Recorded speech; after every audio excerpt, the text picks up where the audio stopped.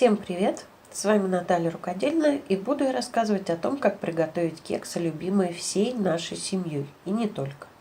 Кексы очень простые, но очень вкусные, а главное, их можно сделать с различными вкусами и даже разного цвета. В общем, все так, как я люблю.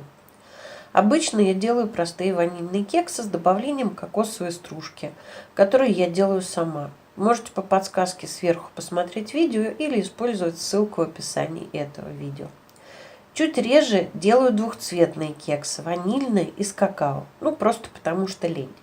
Бывает, что делаю только с какао. Можно или в ванильные, или в шоколадные еще добавить шоколад кусочками.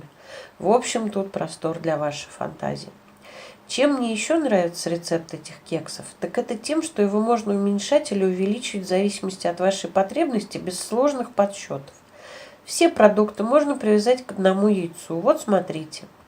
Обычно я беру на 3 или на 4 яйца. Получается вполне приличная порция. В этот раз я готовила большую порцию на целых 6 яиц. А вы всегда можете выбрать свой размерчик.